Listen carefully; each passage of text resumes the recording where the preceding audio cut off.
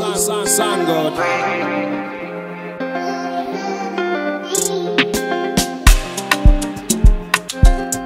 Shortly explain to you what is Bitcoin actually, and because the audience was really new, like they did not knew a lot about also gold and did not knew a lot about ETFs, so I was providing them with information about them, and then we came through all the lists. And the end of the 5 hours, and we discussed a lot, we all came to the conclusion that Bitcoin is the perfect money for this world. There is not a better solution out there. It's not perfect right now, but there is no better solution out there. It could be better. It would be perfect if everybody already adopted it, if it would be stable, if the purchasing power already is completely stable. We are at full scale. We have a perfect payment network on top of Bitcoin with layer 2, 3, 4. We have privacy on top of the base layer. Like, we have to do a lot of technical stuff and a lot of educating still. We are still really early. That's why people that are coming now into it are having massive gains from it. And we went through this event, and it was fascinating to see that people intrinsically know from deep down inside what is good money. You just have to ask the right questions, and they know what they want. And then when you give them information about Bitcoin and all the other assets, they will also know that Bitcoin is the perfect fit for that. And this is a fascinating strategy, I think, when you ask them about what is money, and is Bitcoin a good money? Like, let them discover Bitcoin for themselves, because people are not stupid. They are engineers, they are scientists, they are doctors. They are not stupid. They just did not do the work. Force them to think for themselves.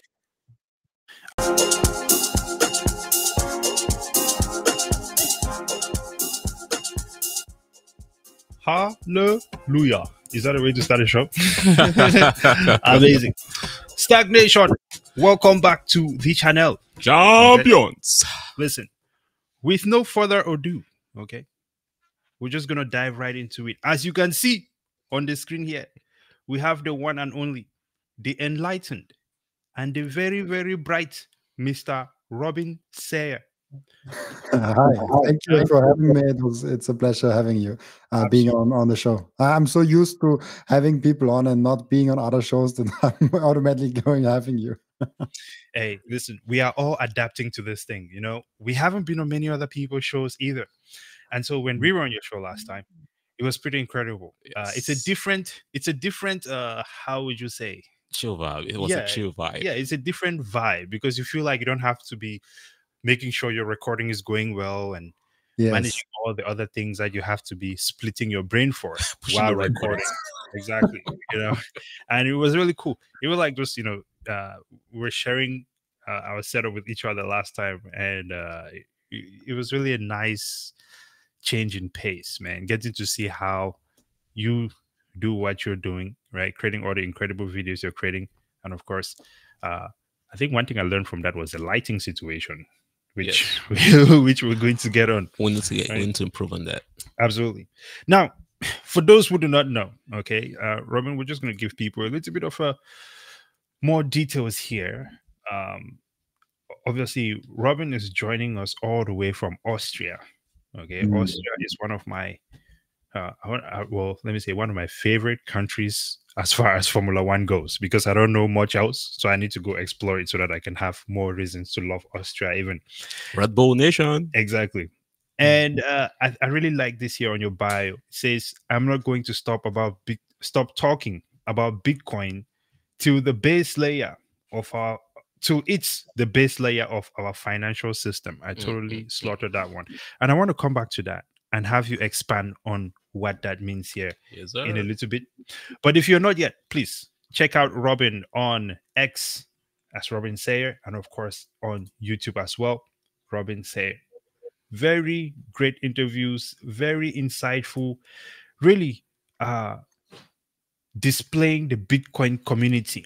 Yes, follow, join, subscribe. Right? Everyone in the Bitcoin community. Bitcoin is for everyone, and I love what you're doing here, getting so many people to share their own perspectives on Bitcoin and how it's affecting their life based on what is more important to them. So that's really, really, really cool. Double O, anything you wanted to add before we proceed, sir? Yeah. I'd like to do a quick introduction real quick. Let's go. Oh, I totally forgot about. Yeah, there we go. By the way, Robin is a Virgo. Champions. You guys are into astrology, huh? Amazing. Incredible. Well, Robin, before we even dive into it, because the first question which we're going to be asking here officially is your introduction to Bitcoin, your experience when you first found out about Bitcoin. And I'm kind of conflicted. I don't know if we should go into that first or if we should get a bit more insight into this line which you have here. I think we should go for this line first. It says, I'm not going to stop talking about Bitcoin till it's the base layer of our financial system. What made you write this? Tell us a bit more. I mean, the initial thought was like, I need to write a short thing for Twitter that people know what I'm all about. And I'm all about Bitcoin. that's the main thing. Like, I wanted to write like something with Bitcoin, and I'm really passionate about the base layer of Bitcoin. Like, I'm not as keen on the second layers. I'm not keen as on the side chains and whatever. There's more. I'm having a lot of podcasts with people that are way smarter than me, but I cannot keep up with them actually. So I really focus on the base layer of Bitcoin, because I believe Bitcoin is the perfect measurement tool. It's basically the ruler to measure everything in. And for that to actually come to fruition, we need Bitcoin as the base layer of our monetary system. This means every person in this world will have Bitcoin as their backup. They might also have stocks. They might also own their own company. They might also have they own their own house, whatever. But when it comes to saving your financial energy for the future, conservatively, and not like, oh, I want to have some nice like 20x gain, then they're going to Bitcoin. Of course, now you still have that gain because Bitcoin is so early, and we're making the adoption from like, now we're like 5% maybe to like 80, 90, 100% Bitcoin adoption. So at some point, Bitcoin will become boring. And that's basically what I'm trying to say in this short sentence. Bitcoin will become this base layer of our financial system, a ruler to rule them all, basically. And the most important thing is also for me, when we have this ruler, everybody can rely on that. Like, everybody is knowing, I can say like, though this is for me 5 satoshis, and this is a universal value across all nations. Africa, America, India, Europe all use that basic measurement. If I drive from my hometown just 3 hours up to Prague, they use a different currency. Like, how weird is that? Like, it's such a small area, and they all have different currencies. They all have middlemen in between. They want to also cash in on stuff, and I don't like that a lot, out of like so many reasons, and we can get later in on those reasons.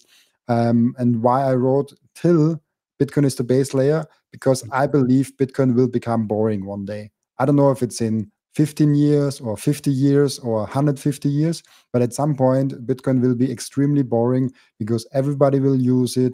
Everybody understands that it has value. Everybody will measure everything in Satoshis.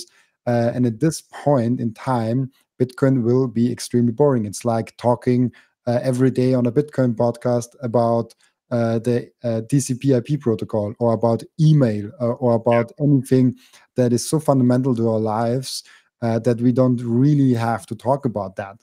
Like, it's just there. It's like air we are breathing, like the weights.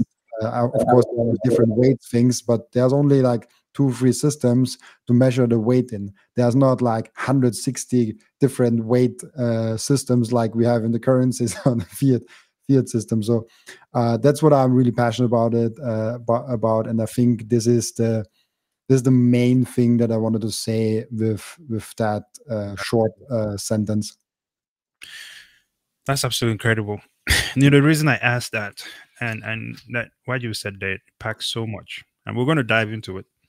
But the reason I asked that is because the moment I read that statement, I realized, to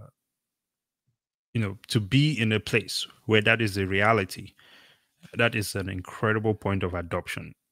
It is almost like having gold and fiat combined, or say the fiat is backed by gold, right? But it's all digital, where everyone recognizes that this is the standard unit of measurement across the globe, no matter where you go. But it's boring because no one wants to spend too much time talking about it, because we all understand it and we are all using it. It's just kind of like cash right now. When you go to the store, you don't marvel over the dollar bill before you pay for your drinks at the store.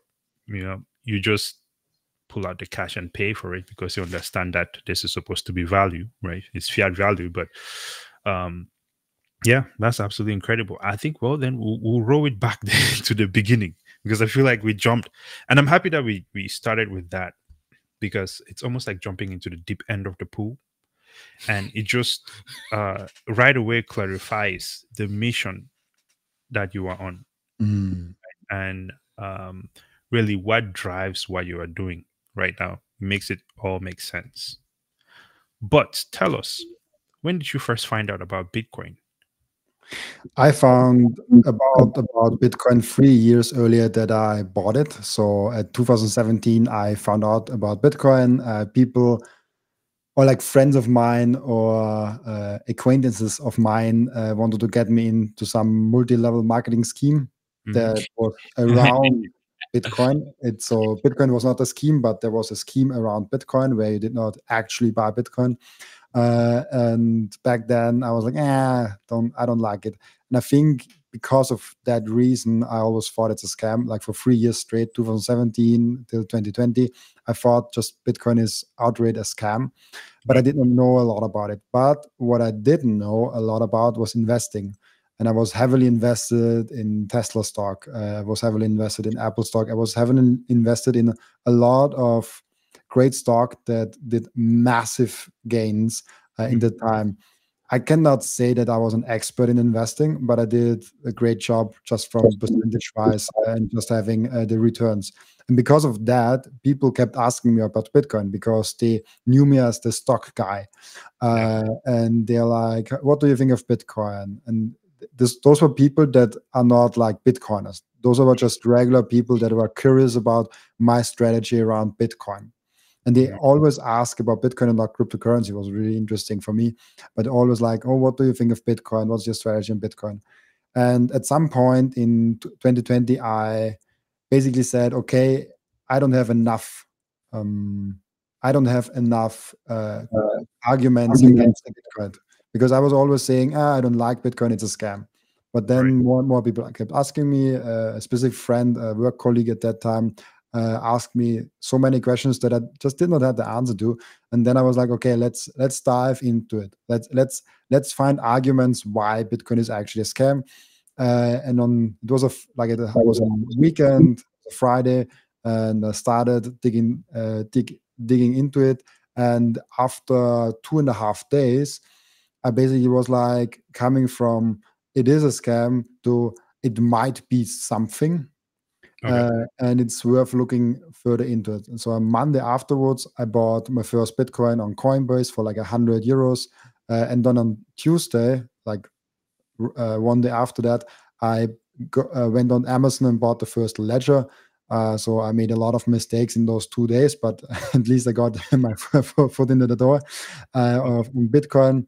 And what I also did in the first week, when I got my Bitcoin on Coinbase, I transferred it into my hardware wallet. Transferred it back to my Coinbase account, and from the Coinbase account, actually back to my bank account, just to see, like, just get familiar with the technology and how it's all working. So that's why I don't understand why people don't get self-custody, because it's so important. And I thought it's a scam on the 1 week, and this next week I got self-custody. Like, for me, it was really, like, it was not even a question that I don't have self-custody from the first day onwards, even though I did not understand Bitcoin in a bit. So that's how I basically came into the scene. And from there, this moment onwards, like it was 2020, maybe June, July, or something like that, where I discovered it, or maybe even like May. I don't know exactly the month. Probably it was beginning of June. And then onwards from that moment, I needed a year to go all in. Like in that 1 year, I went switched from having like 1% Bitcoin allocation and the rest in Tesla, Apple, and all those other stocks to being full on only in Bitcoin. 1 year after that, I've sold all my Tesla stocks, all my Apple stocks, all my other stocks. I had the only asset and property I have is my computer, my phone, my keyboard and microphone, and my Bitcoin. That's only thing I have, and of course my clothes and stuff like that you can see here. But except those things, I only have my Bitcoin, and I mean now basically I can also say I have my company because I started now my content company. This is also owned by me, but other than that, I only have Bitcoin, and it feels really good. At some point, when Bitcoin becomes boring, as we said before, I will start picking stocks again because it's a lot of fun venturing in different companies, but it's not saving, that's investing. And that's also something that I'm really passionate about, that finally we got a savings technology, because we don't have a savings technology outside of Bitcoin. Gold is not savings, ETFs are not savings, picking stocks is not savings. The savings account in your bank account is definitely not savings, because you definitely lose money there. So Bitcoin is finally a savings technology again that we have.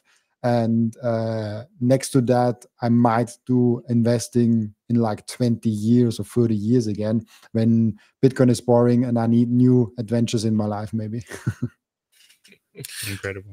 That's probably when all those stocks are now become tokenized, probably by that point. You'll be playing around with tokenized stocks.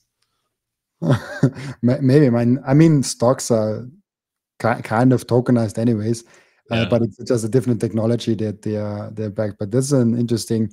I'm really looking forward to the future where, like, do we have the traditional stock market, or will the stock markets and the financial markets also be disrupted by big Bitcoin technology? I don't know about that. It'd Yeah. be nice. Decentralize all of that madness. Absolutely. Oh yeah. So I've been taking a lot of notes the entire time you're talking, so I have a lot of questions to ask. But also I will also be making some comments. So you talked about Bitcoin being the base layer. In my mind, when I think of base layer, I'm thinking of what happened after the World War II.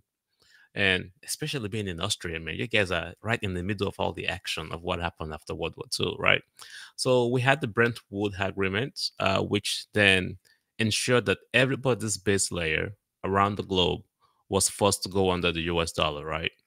So that means that any value or energy that you create outside of the US dollar automatically become the base until it comes back either to the dollar, where they can decide to either deflate or inflate it.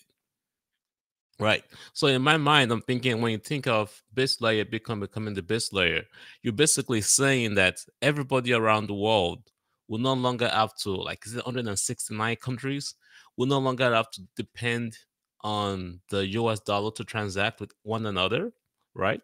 They can now transact with one another without needing to go through the USD, which we're starting to see with some of the BRICS country.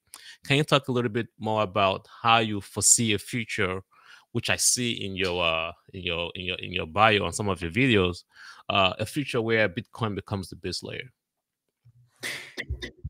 This is, I think, a question that I do so many times on my channel and in my podcast, and it's such an interesting one, and it's one that we have to really dive deep into it every time again, because it's important to think about what is money and what does this mean also for society. Because right now we have, as you said, the US dollar that basically kind of runs the Western world.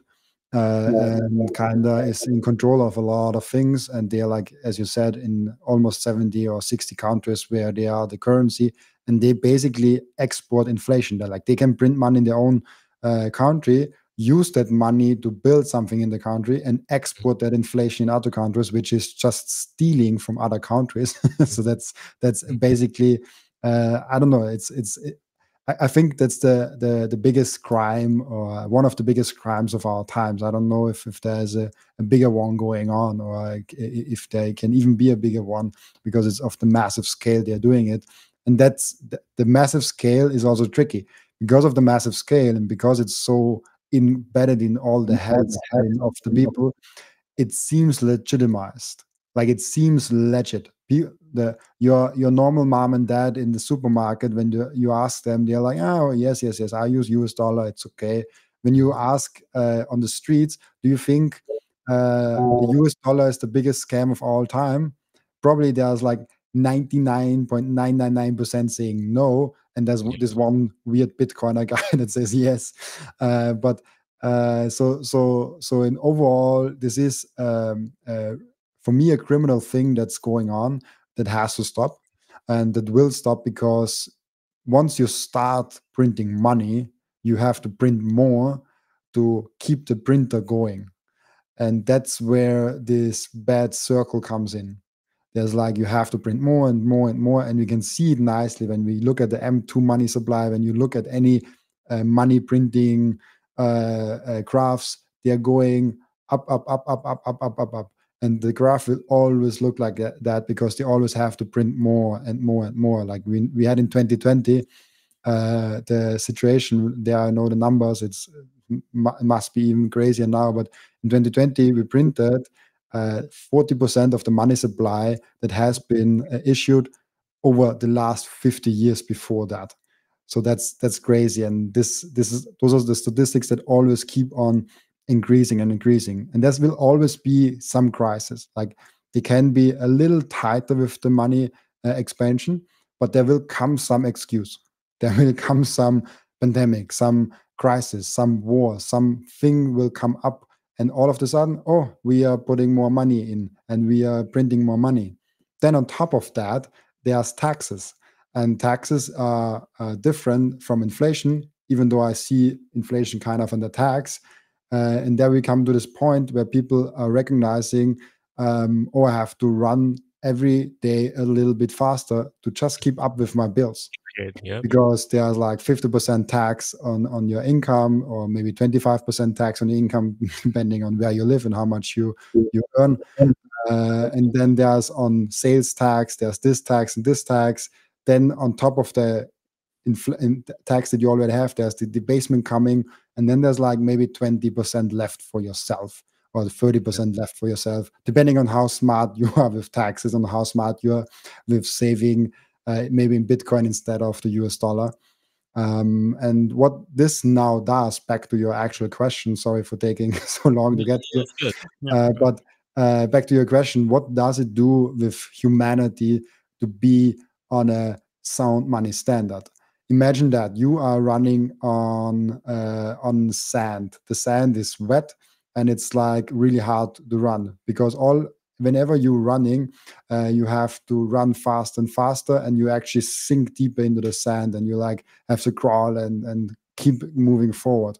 This is basically the fiat standard. When you live completely, when you only save in fiat US dollars or euros or whatever, you will have that reality of having a sound money, having a cheap money standard, of just having to walk and walk and walk and sink deeper and being pulled back. If you are on a sound money standard, it's like you're running on a solid street. You still have to run yourself. Like, don't get me wrong, when you are on a sound money standard, you still have to run. If you don't do anything, if you're lazy, if you're not doing anything and you don't provide value, you will also suffer. And that's good. Like, people that we should have a system where hardworking and good people should be rewarded, and not the people that are just cantillionaires and are benefiting from the fiat system. I myself, I'm kind of a cantillionaire and benefiting from the fiat system, because I lived up in Austria. So I had like a kind of good start. I lived in a good family. I had all the banking access that I needed. I get a loan really easily and quickly, and which means I have no reason to be like, oh, we need Bitcoin. But I see that we actually need Bitcoin. In Austria, not a lot of people see that, because in Austria, people see it as a luxury product, because it is in Austria. You don't really need it. Inflation is kind of in control if you have a good paying job, if you have some ETFs going, some other things going. But you need Bitcoin in other parts of the world. And even in Austria, you need it. But most people don't know it yet. So I don't know where I wanted to go with that. I kind of lost my thing here. Man, becoming a base layer is not easy, because every country, every nation, every geography has their reason for why they need a better savings technology, right? And a lot of people, maybe in Europe or in the West, might not see it as that. They might see it more as an investment, pump it, make some money at the top. But in some areas where they know that they are being their value is being inflated away, or they have shrinkflation issues, or it's just that the fact that they exist in that part of the world, they're just at the bottom of the capitalist engine, then they can never get ahead. And I think creating a base layer that makes everybody equal might be a good thing. 100%. And when you think that more, like what is possible for you personally when all of a sudden you're not running in the mud, you're running on a solid street. All of a sudden you can run freely, and you don't have the feeling that you are sinking deep. You don't have the feeling that you have to run. You can actually stop for a moment, think of what you're doing. You can actually be creative in life. And what that does to humanity, nobody knows for sure, but it's sure is a good thing. Like it's a good thing that we can run on a solid street, and we can do something great for life. I mean, I got it to myself because I save in Bitcoin since 4 years, which gave me a nice financial energy pillar where I'm like, okay, I feel now comfortable enough of taking the risk on quitting my job, my fear job, and putting all my energy now all in content creating around Bitcoin, educating people. I work with sponsors, I work with companies, I try to educate people, I try to get the Bitcoin community a little bit further ahead, at least in my small sense. And this allowed me basically Bitcoin because I knew I had those savings. I was disciplined to not spend it all, and I had the foresight and the knowledge that I invest or saved in Bitcoin rather than in euros. And that's why I have now a financial cushion where I'm like, okay, I feel comfortable taking the risk. What if everybody has this? What if everybody's all of a sudden has this Bitcoin and feels like, okay, I can take the risk and try to do what I love. Like you can fail in doing what you don't love, and you can fail in doing what you love, but you should try to do what you actually like and what you're passionate about. And Bitcoin allows you that in the long run. Of course, when you have like now no savings and you're working in a job where you barely can survive, it seems like an uphill battle.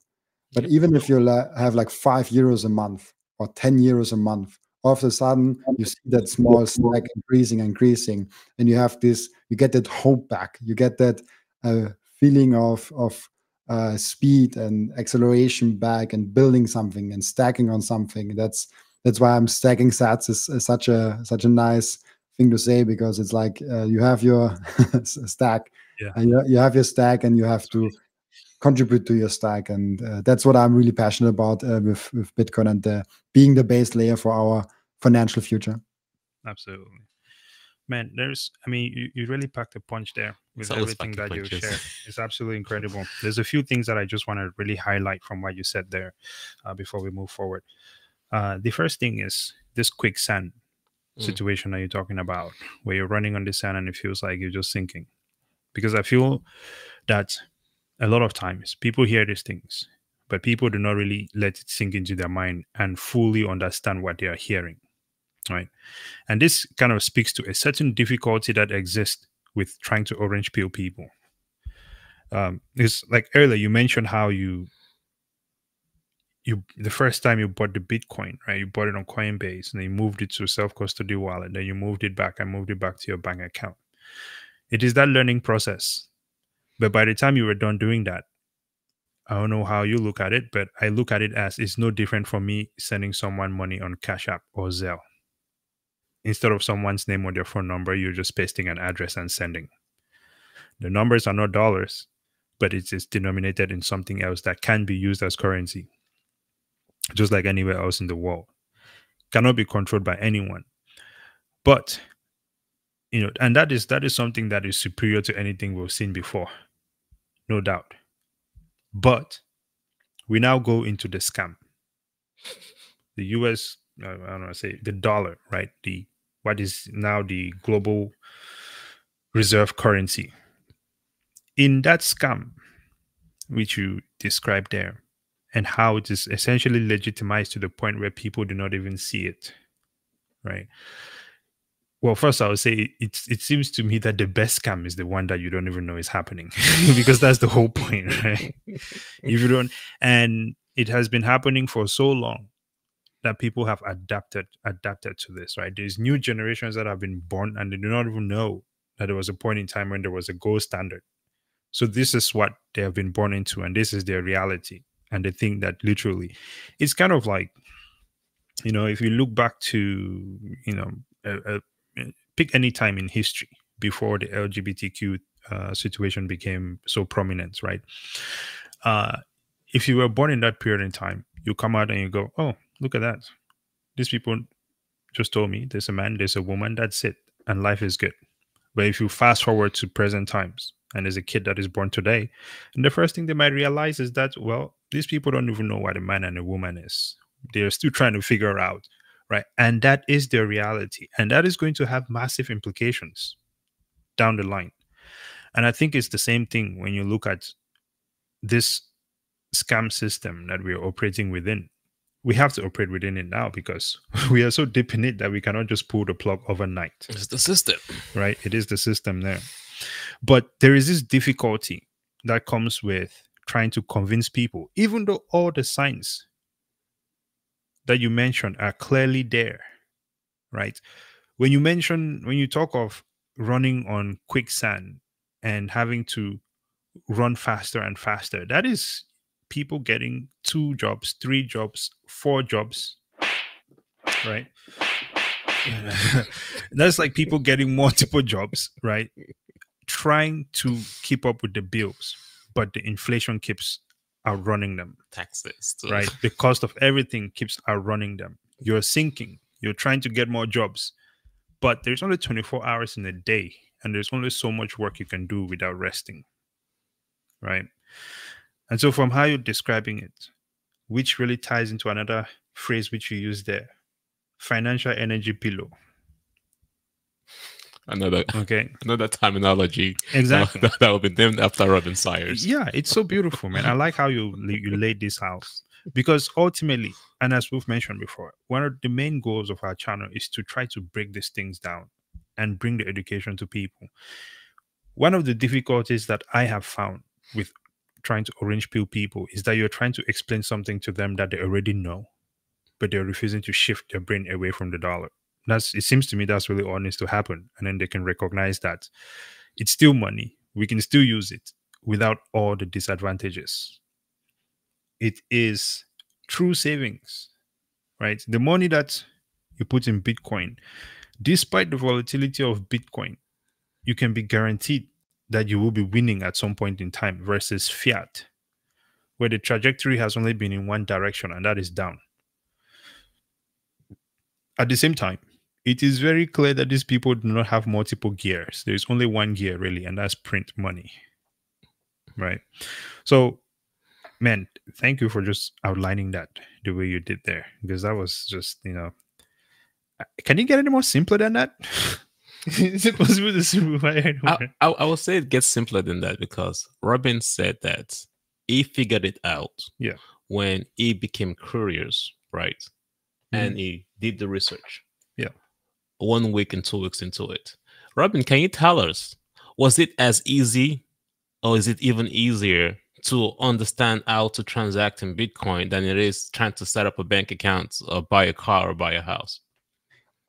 Everything in the fiat system is massively difficult because you have to fill out forms, you have to be in the fiat system, sometimes you even have to be in person there. I remember the first stock brokerage that I had to open, the post employee had to come to my house while I was in the house.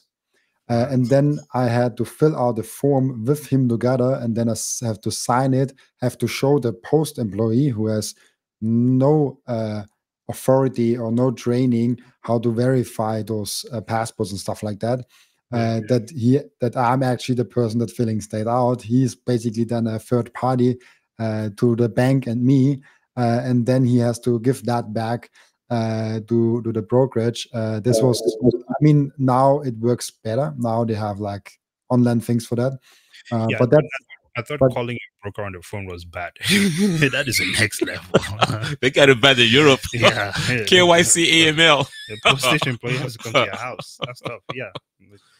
Yeah, and that's crazy. Maybe one part that we can touch on is like, why are we not at 100% Bitcoin adoption? And there are, for me, like people fall in one of those three buckets when it comes to Bitcoin education. They are either stupid, lazy, or arrogant. and do you know how many times I've called people lazy?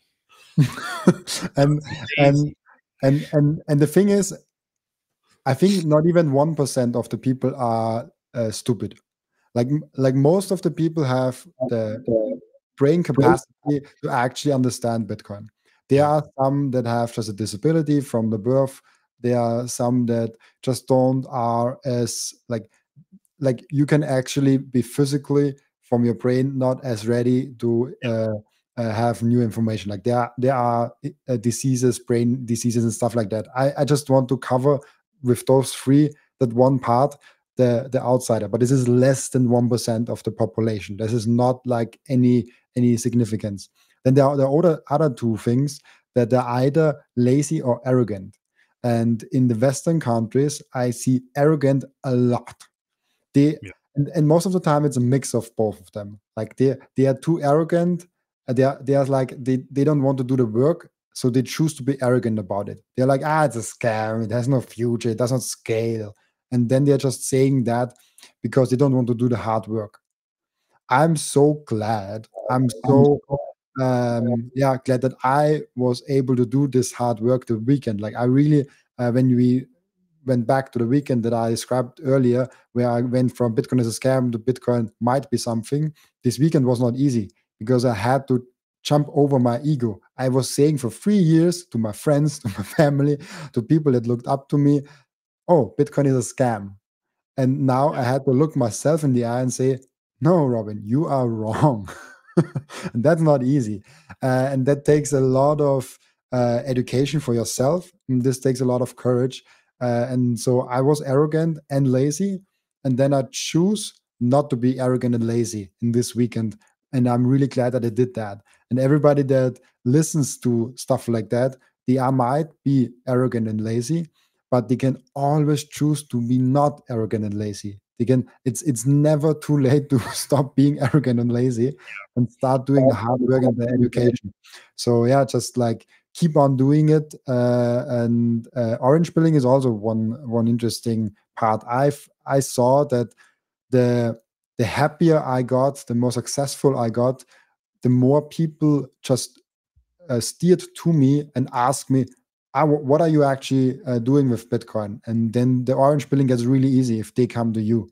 I'm doing the Bitcoin things online, and offline, I'm never talking about Bitcoin. Only if someone brings it up. I don't want to annoy anyone, because if you bring it up and you're the salesperson of Bitcoin, they are building a resistance to it. So you basically have to infiltrate it in another way. At least I got it that way. Maybe I'm not as good of a speaker as someone else that can actually raise the interest in this person and then sell him on the idea of Bitcoin. I cannot do that. I'm not a great salesperson.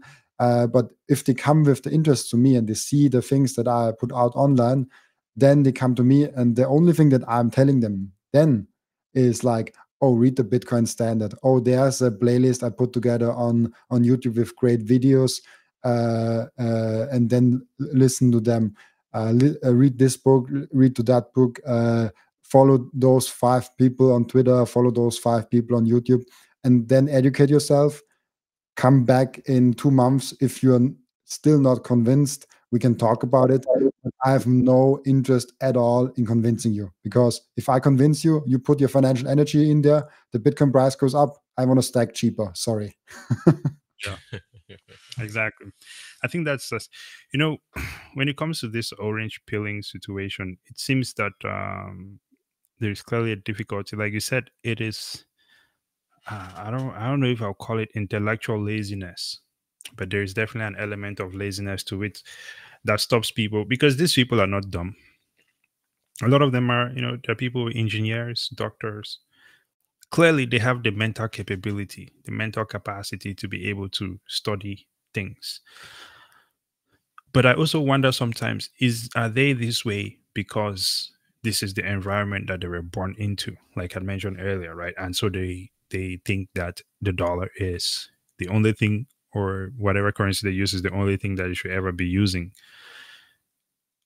Recently, trying to orange pill people, and this is just a strategy I've been using, because I agree with you in the sense that I get tired of talking about Bitcoin to people, so I don't bring it up. But when someone asks me some of the things that I'm doing, I would say, well, I'm teaching, I teach people about Bitcoin. I try to educate people on Bitcoin. And then they go, they'll probably say something along the lines of it being a scam. Then I usually take that opportunity to start questioning the money they use, the fiat they use, and go down that line to try to expose to them some of the, how would you say, the inadequacies or the failures in Bitcoin. I mean, in the fiat system. Sorry, in the fiat system. In the fiat system. What would you say? Have you found a method at some point in time that makes it easier for you to get the concept of Bitcoin across to someone that is interested? I know you don't speak to Bitcoin. You speak to people about Bitcoin unless they're starting to show that interest. Which I have also found, actually, that when they show that interest, it is actually the best time to talk to them about it. Yep. But is there a strategy you use to simplify getting the message of Bitcoin across to someone who is not a Bitcoiner, like on a very basic level? 100%. And I have a heart in my soul. So when I see someone that is clearly struggling in life and they would benefit a lot from Bitcoin, I usually try harder to convince them that they should get into Bitcoin. Like I usually try to really get the point of Bitcoin across. So at least I tried. So I when they struggle in 5 years even more, I can tell myself, okay, I tried with that person. Like they are not arrogant. They are not coming from a bad place. They just really don't understand it. And they are not showing interest, but I should show them why they should be interested.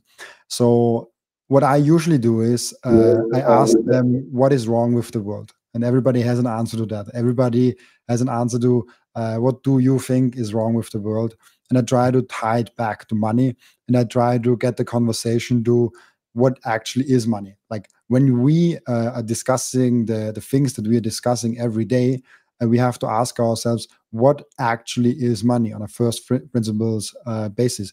A lot of people did not ask this question to themselves. And I had an orange pilling mass sitting with like 20 people or something like that in a university room. And it was like a friend organized it, and more people showed up than I expected. So I was like, let's figure out how we can use those 2 hours we had. And small spoiler, we used like 5 hours. We just talked about money and stuff like that. It was a really simple concept. I was like, okay, we have 2 hours. First, let's talk about what is the perfect money. If we are God and we can put money on the world, what are the properties of perfect money? And the second hour we are using to list all the assets that we are currently having and match them with the properties of money and see what is fulfilling those properties and what is not. This is what I did for 2 hours. It got to 5 hours because we discussed a lot. And the first 1 hour was just like, let's list what is money. And I asked them. I did not do anything. I only was the moderator there. I came there to hold a speech, but I was like, it's not good to talk a lot about yourself. It's more good if you let the other person talk, and let the other person discover the solution for themselves. Let them discover Bitcoin for themselves with asking the right questions. If you ask the right questions, like, we are not selling a weird product. We are not selling a scam. If you're not selling a scam, you can come to the solution with normal questionings. So I asked, okay, when you're God, you come to the world, you want to have money into the world. What are the properties? And then people are like, yes, I want my money to hold the value. Like, and then I was like, what does this mean? Yeah, it should not inflate. We came to that conclusion. Like, okay, perfect. So money should have like a fixed supply. It should be a store of value. It should be predictable and stuff like that. And we just went through all of this. It should be worldwide accepted. It should be easily transferable. Like all the properties that we have from money and that we know that is there. We went through them, and we needed like 1.5 hours, I think, to write them down and discuss them. Then we made a break, like 5 minutes or something like that, where we talked more about Bitcoin, even though I did not even bring Bitcoin up in the first hour, 1.5 hours. And then we went in, okay, let's write assets, Bitcoin, gold, fiat currencies, euros, everything, like all the assets, like ETFs, individual stocks. We went through all of them and then went through all the properties of money. And I did not say anything. I just let them vote for themselves. And this was like a non-Bitcoiner audience. And I was like, okay, what does Bitcoin fulfill this? And when they said no, I was like, okay, but I will shortly explain to you what is Bitcoin actually. And because the audience was really new, like they did not knew a lot about also gold and did not knew a lot about ETFs. So I was providing them with information about them. And then we came through all the lists. And the end of the 5 hours, and we discussed a lot, we all came to the conclusion that Bitcoin is the perfect money for this world. There is not a better solution out there. It's not perfect right now, but there is no better solution out there. It could be better. It would be perfect if everybody already adopted it, if it would be stable, if the purchasing power already is completely stable. We are at full scale. We have a perfect payment network on top of Bitcoin with layer 2, 3, 4. We have privacy on top of the base layer. Like, we have to do a lot of technical stuff and a lot of educating still. We are still really early. That's why people that are coming now into it are having massive gains from it. And we went through this event, and it was fascinating to see that people intrinsically know from deep down inside what is good money. You just have to ask the right questions, and they know what they want. And then when you give them information about Bitcoin and all the other assets, they will also know that Bitcoin is the perfect fit for that. And this is a fascinating strategy, I think, when you ask them about what is money, and is Bitcoin a good money? Like, let them discover Bitcoin for themselves, because people are not stupid. They are engineers, they are scientists, they are doctors. They are not stupid. They just did not do the work. Force them to think for themselves. I was just going to add there. That's really incredible, because Bitcoin education is good. I think we are educating people on understanding what the problem is.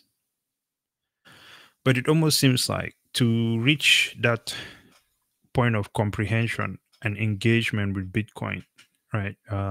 It almost seems like it should be more of a thought exercise session where you combine people and have them, which I guess in many ways it's sort of what I did there with the people that I started asking them questions about the fiat system, but I never put it all together how you have there, which is really incredible.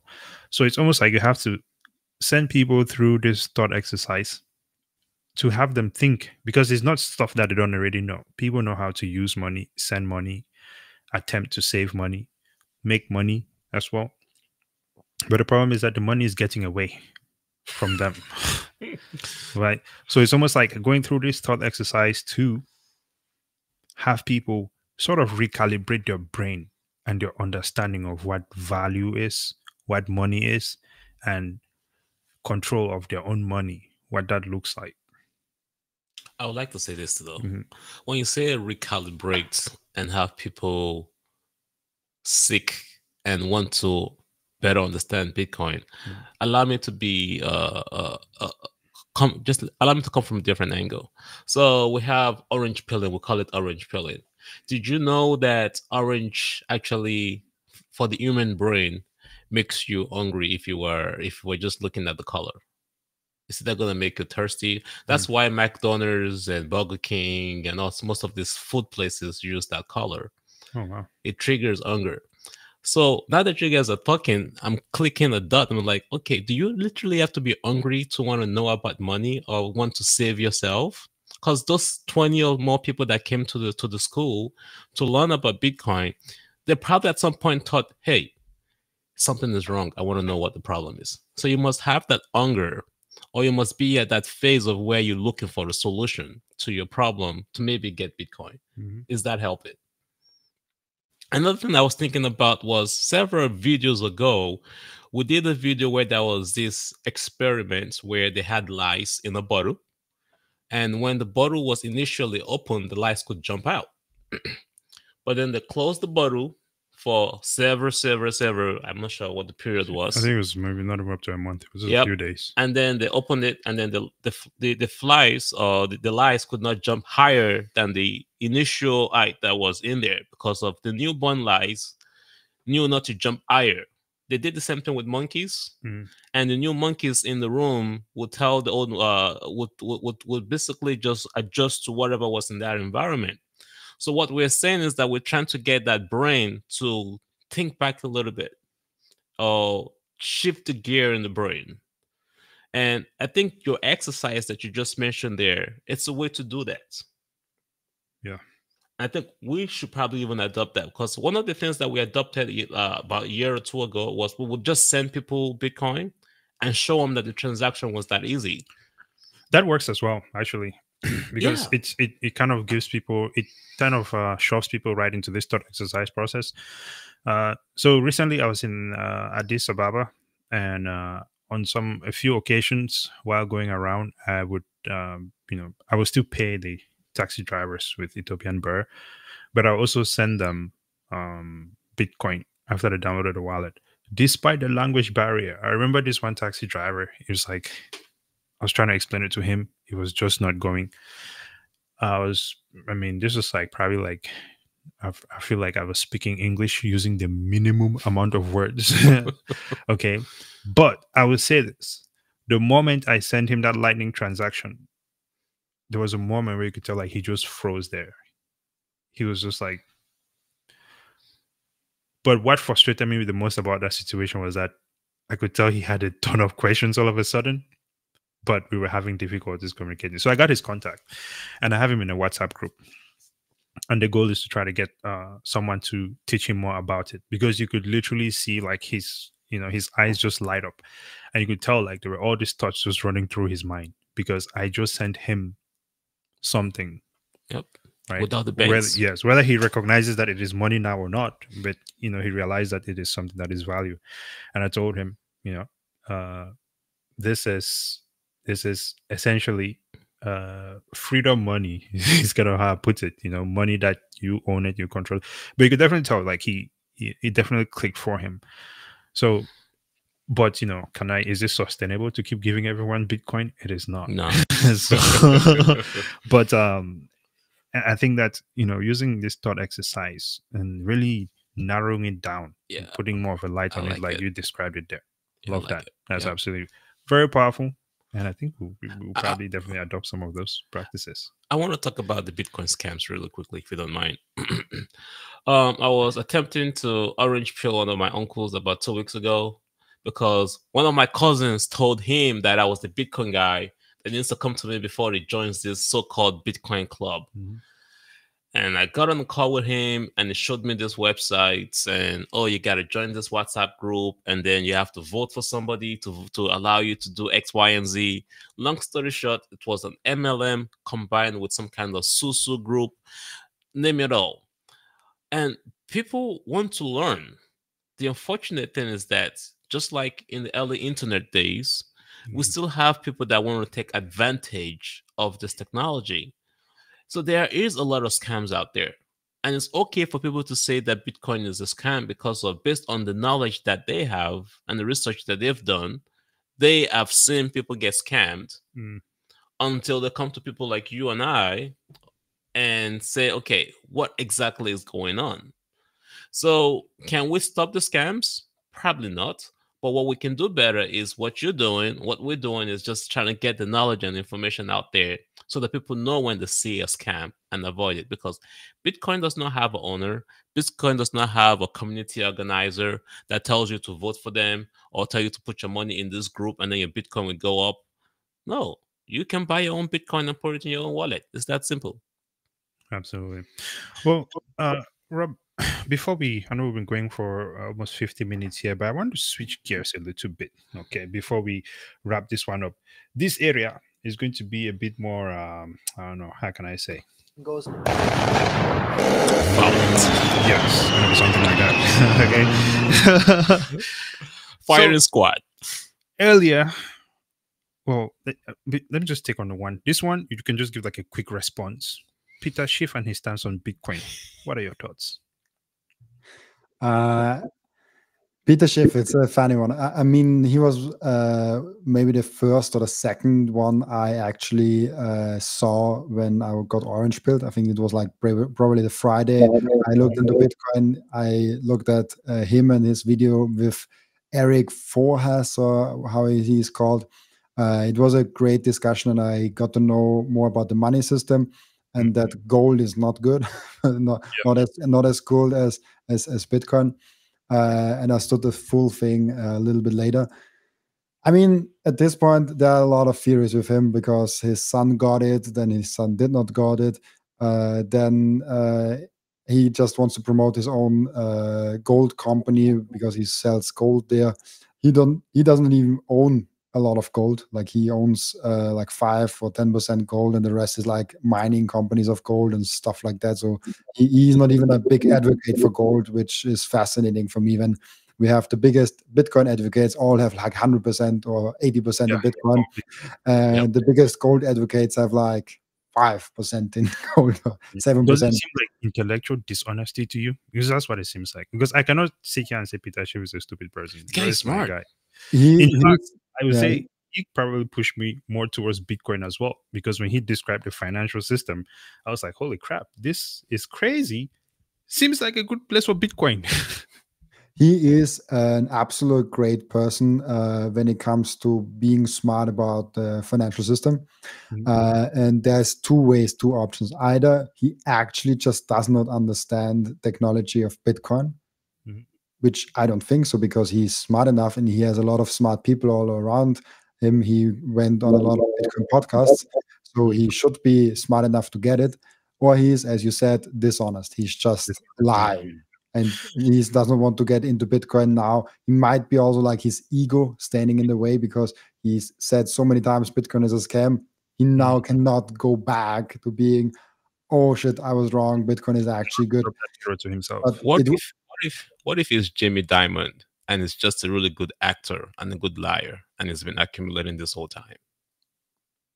I mean, he could be, but I don't know what he gets out from it, because I mean, maybe his ego is actually so big that he thinks when he says, "Oh, Bitcoin is good," all of a sudden, then we are at like 200,000. Maybe his ego is just too big. I mean, all options come down to his ego is big. Yep. Well, this is the final one I have here, and then before we wrap this up. Yeah. So it goes back again to, I guess, he's going to touch on two things. investing in stocks, the traditional markets, as well as influencers, which is some of what we're doing. Okay. Um, there is a lot of financial influencers out there. I guess you could say Peter Schiff will fall under this category as well. But these are people that are giving out honest from their heart. They're being honest. Okay.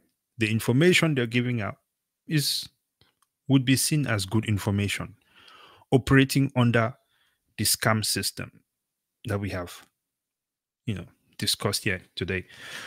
But the reality of it is, it seems to me that there is still some laziness, extreme laziness applied to this situation as well. Because let's say, for example, you look at an influencer and he comes on and he says, hey, this is how you look into stocks. Here are some great stocks, blah, blah, blah. Whatever the case might be, it is how you can get into some index funds, because if you look at the performance over the year, it does X, Y, and Z.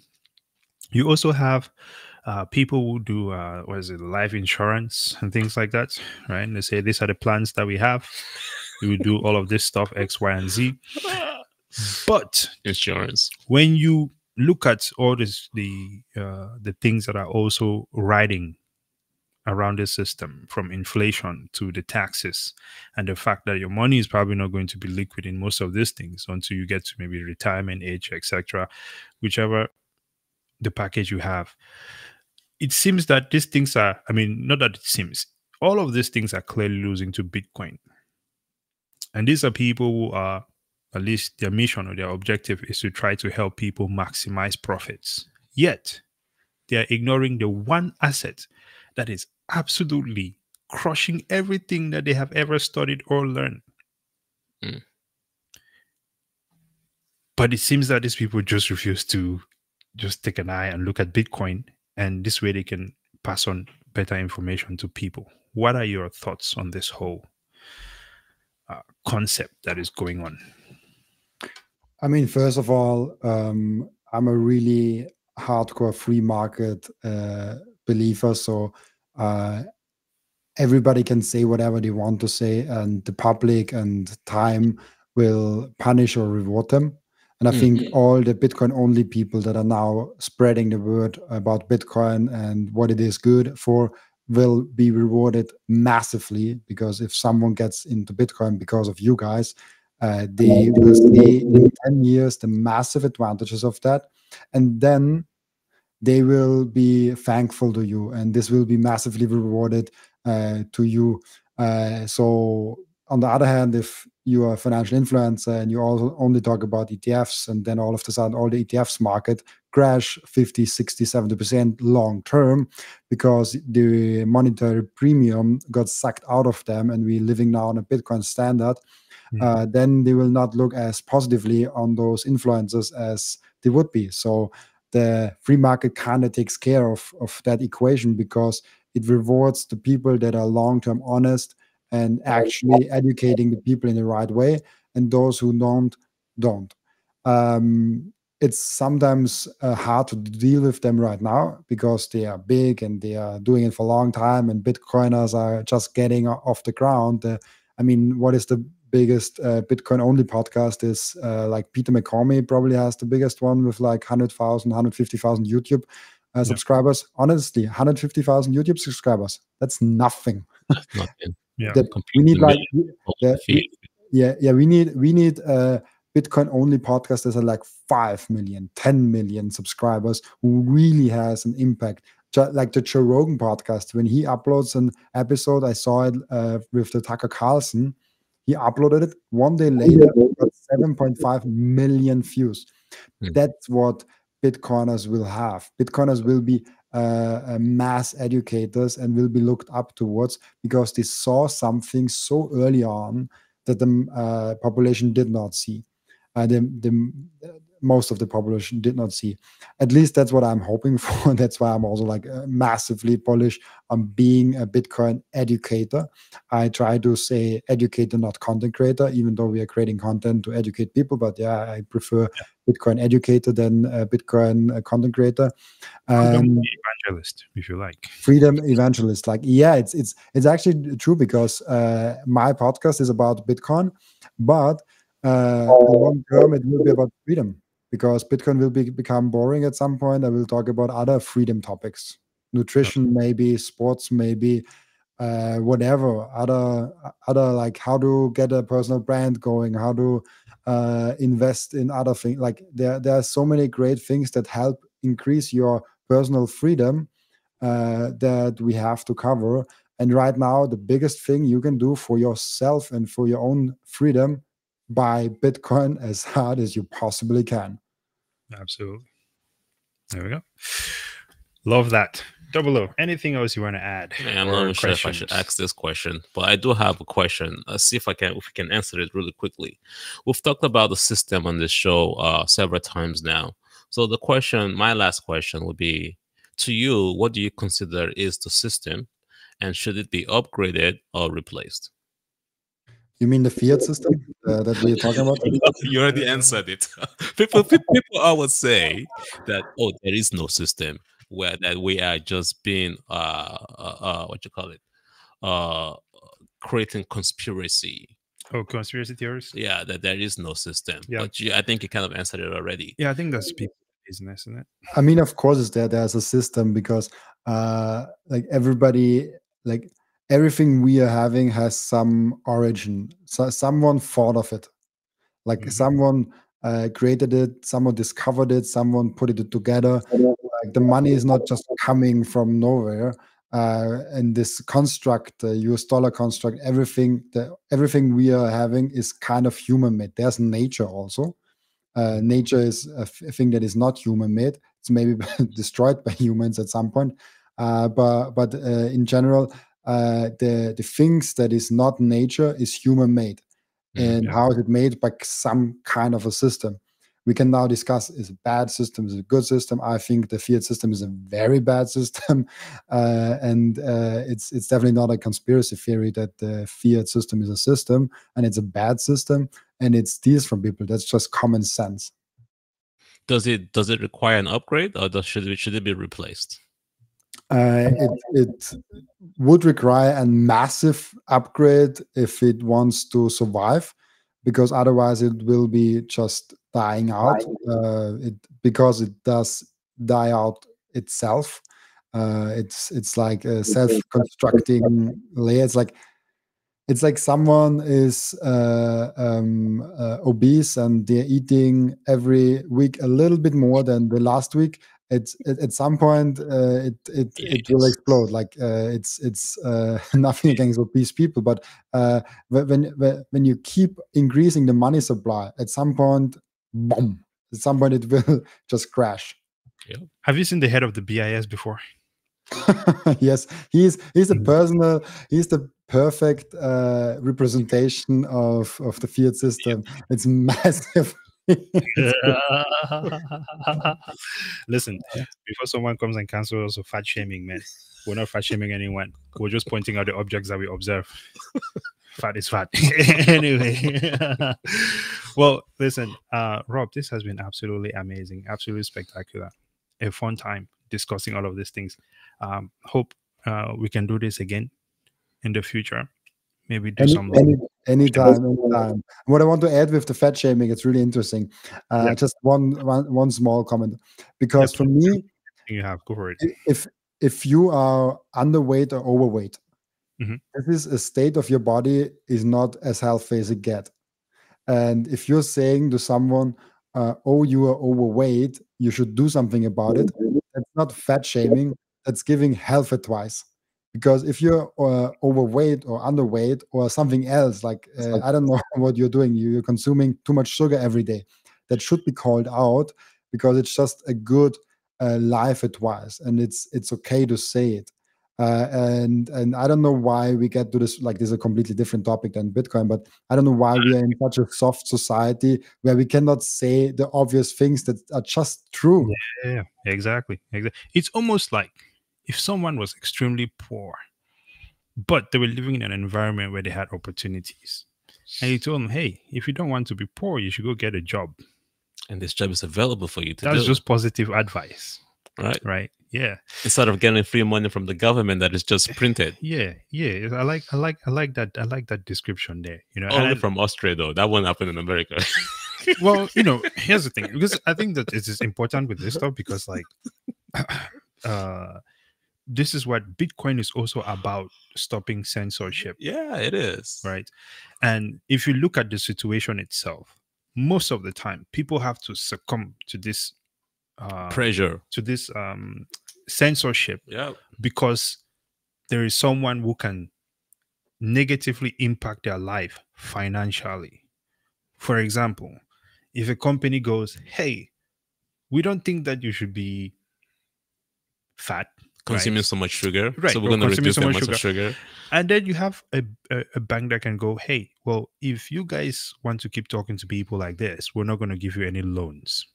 Kind of like with the LGBT situation as well, right? They're like, you either have to kind of move in this direction, or you'll not get any loans. You either have to get on the ESG program, or we're not going to give you any more loans. Yep.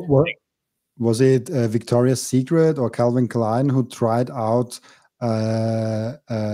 bringing fat people in modeling, like bringing a little bit more, fat people, and their sales decreased because it turns out people don't want to see this. People need something to aspire towards, you know, whether it is more fit, you know, stronger, whatever the case may be, wealthier. I do not see wealthy people lining up going, wow, that guy is so broke, I need to try to be like him, right? So it's one of those things where they will just flip-flop some things all over. Anyway, let's go ahead and share this. Ladies and gentlemen, if you are not, by the way, please be sure to follow us on X. You can also find Robin on X. As soon as this mouse moves, you can also find Robin on X as Robin Seyr, a wealth of incredible information. Interviews on fire. On and on and on. It does not stop. Please do yourself a favor. Do not be lazy. Okay, go and freaking check it out. Same thing on YouTube. You can also find Robin over there. Robin, any final words you want to share with the people before we close? Oh, by the way, you can see us over there. USD is falling apart. Look at that. That's our episode. I love it. Anyway, over to you, Robin. Anything else you want to add before we close this one out, Sarah? The main message I want to get across is take self-responsibility of your life. This means with everything we talked about, especially the money part with Bitcoin, but also this touches in so many other things like health-wise, get in shape, get stuff done, try to level up yourself. And I think Bitcoin teaches that, like Bitcoin teaches self-responsibility, and this is something that I'm really passionate about. And yeah, just like keep buying Bitcoin and keep leveling up in this crazy world. And the more you learn, the more experience you have, and the more community you're also driving, the better you will be. And another part that I want to really get across is, if you can afford it and you listen to Stack like on a daily or weekly or monthly basis, consider donating to them, consider supporting them in any way, shape, or form, because every educator that does something in the space is really valuable, and it's a great way to like show the appreciation of their work. So I appreciate your show. I appreciate what you're doing in the space, being educators in the space and really bringing the word out there. It's so important that even though we are such a small minority as Bitcoiners, we have to be really loud and we have to be outside. And when we have more resources, it makes a big difference, and it makes a huge difference in the long run if we are a better and more professional and louder voice.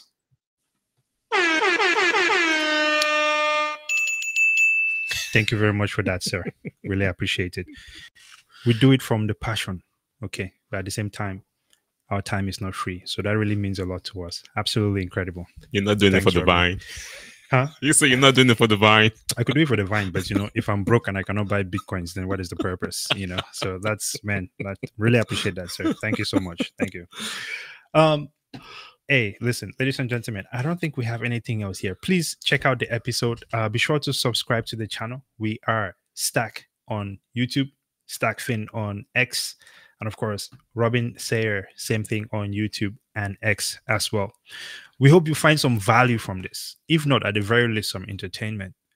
And if this video really moves you in the right direction in any way, shape, or form, please be sure to share it with your friends, family, and everyone else, because this freedom money is for everyone. Robin, do not go away. We're going to wrap this one up here, and we will be right back with you there. Until next time, Brazen out. Double O. Hey. Oh, Robin, you can say goodbye to the people, sir. It's okay. Amazing. All righty.